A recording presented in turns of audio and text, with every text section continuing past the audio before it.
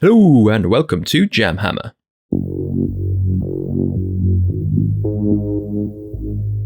In this video, we're going to look at how you can assemble a Phobos Strike Team for use in your Games of Kill team for less than £9 or $14. To do this, we're going to return to the good old days of Imperium magazine here on the channel. For those not in the know, this is a collection produced by Hachette Partworks in association with Games Workshop. It features tools, paints, and most importantly, miniatures that you build up week by week until you have the makings of several 40k armies, including Necrons and, here, Primaris Marines. I used to subscribe to this collection and produced a series of videos that I'll leave a link to here if you're interested, where we unwrapped issues, reviewed the savings you could find within, and then followed along with some of their included paint guides. I cancelled the subscription in the end, but kept checking in to see if there are any particular issues worth purchasing.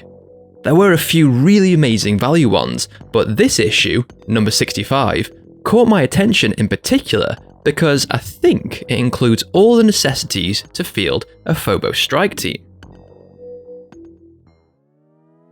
Now, if you were to buy the official box for this kill team, it would set you back £40 in Britain or $65 in the USA, so we're looking at some potential savings of over £31 or $51.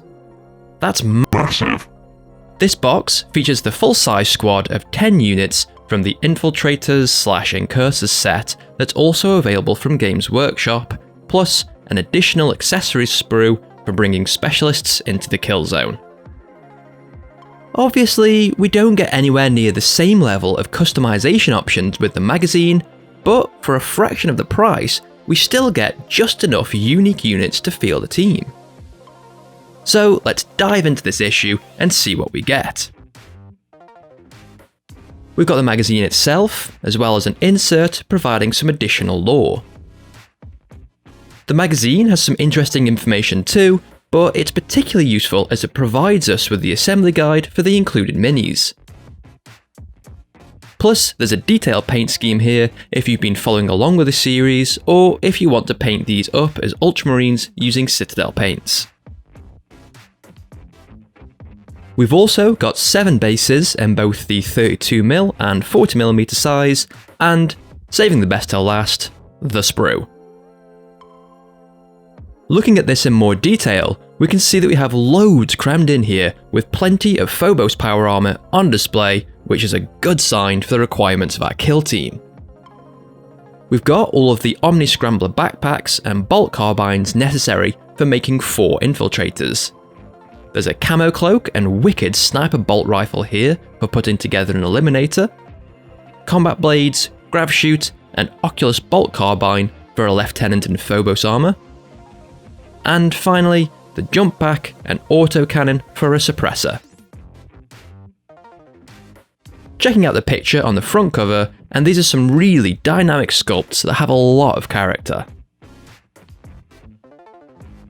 This sprue is one of 3 which were originally included with Shadow Spear, then the Start Collecting Vanguard Space Marines box, which is, sadly at the time of writing, no longer available.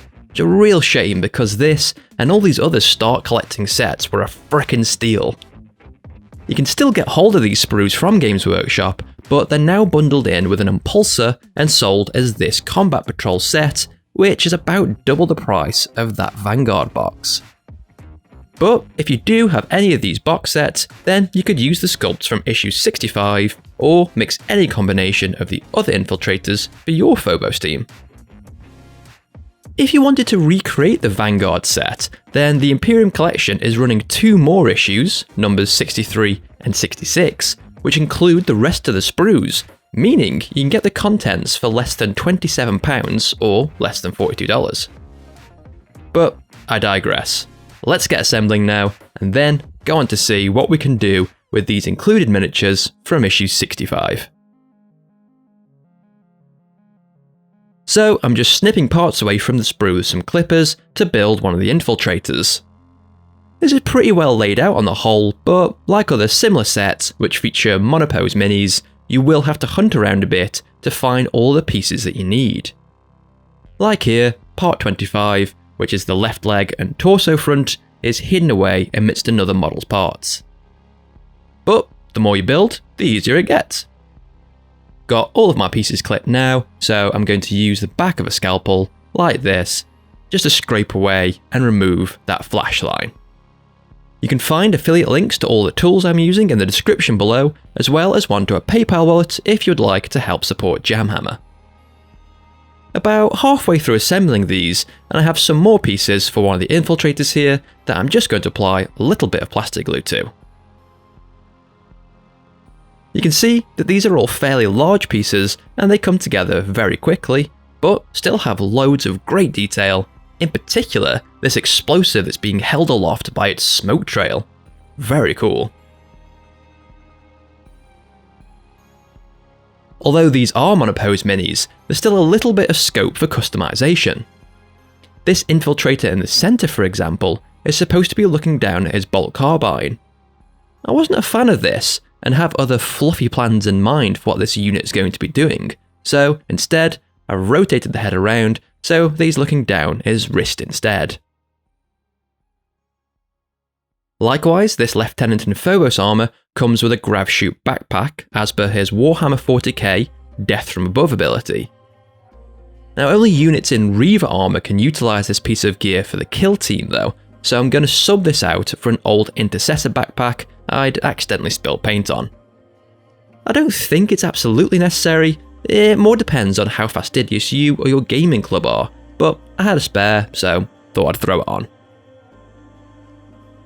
Another personal touch was that I wanted all of these units to look as cohesive as possible, so rather than have half on one sized base and half on the other, I acquired a few extra 32mm size ones. Take that, poster boy! The Lieutenant and Eliminator fit nicely on these and don't look out of place. Hopefully it means that they'll be a bit easier to operate on the smaller kill team board too when it comes to placing them on and in densely packed terrain. Almost done now, we have our 6 unit squad assembled and just a few extra touches to get them ready for priming. I finally acquired a pin vise, so I'm going to use the smallest bit to drill out both the central barrel and the vents on the sides of all the bolt weaponry. Once I've got that hole as a guide, I'm going to go back with a slightly larger bit and just widen the middle of the barrel a little bit more. Final step, and you may notice that our Eliminator now has an extra bit of terrain on his base. I noticed after assembly that there are 3 pieces of terrain included on the sprue, which was a nice surprise as they weren't mentioned in the instructions, so I've placed those on as well. Just going to thin this really nice quality PVA bond and apply this to the remaining areas on the base with an old brush. Then, looking through the bags of terrain in my basing set that you can find in the links below, I selected a gravel with a large consistency to blend in with that plastic terrain. Our models are cleaned, glued, drilled, based, and ready for some paint. But now let's see how we can bring these into our games of Kill Team. I picked issue 65 in particular, not only because of how striking the included models are compared with the other infiltrators you get in the Imperium collection, but because you get the full 6 units necessary for your Phobos Strike Team. Plus, the included sculpts can also fulfill certain specialist roles. The first miniature with the smoke bomb, for example, could easily be an infiltrator saboteur with the sculpt said to be throwing down an explosive device instead. You could argue that he's a incursor mine layer, but this might be a bit of a stretch owing to the wording in the description. Saboteur explosives is much more vague for modelling as opposed to haywire mine. But it all depends again on how scrupulous you and your fellow wargamers are. Going down the line, we have the Sergeant sculpt, who could fulfill the role of Sergeant, sure, but with that wrist panel open and the beckoning hand, they could instead be a commsman, Vox Breaker, or maybe, at a push, a veteran, especially if you can get your hands on another combat blade scabbard. The unit next in line could be one of those comms roles too, owing to the motion he's doing towards his headset. Next, we can say with all surety that this model can be a Helix Adept. This was why I modelled him looking down at the gauntlet rather than the bolt carbine, just to really drive home their role on the tabletop. Then we have our Eliminator, who, although wielding a sniper bolt rifle rather than a stalker pattern bolter, really looks the part of an incursor marksman. Personally, I way prefer the look of him as opposed to the actual model from the box, which just doesn't seem specialised enough in comparison. You might also be able to argue that this is an infiltrator veteran, just with a really souped up custom bolt carbine. Last, but certainly not least, is our lieutenant with Oculus Carbine and Combat Blade, who could easily fulfill the role of an incursor sergeant. This mini could be a veteran too, if you've already opted for one of the previous models to represent your team leader. Thank you so much for watching this video, I hope that you enjoyed it. If you did, please consider liking it, subscribe to the channel, and clicking the bell to be notified of new videos being released. Now I can't wait to get these painted up and see what they can do on the tabletop. The ability to disappear back into concealment after already taking 2 actions sounds fun to play and incredibly frustrating to counter. I think that the Primaris included with Imperium issue 65 are brilliant, and can certainly be used to stand in for certain specialist roles, but also reckon that any of them could just be fielded as a standard warrior instead. There'll be more Kill Team videos being released in the near future, so please do keep an eye out for new content coming soon to JamHammer.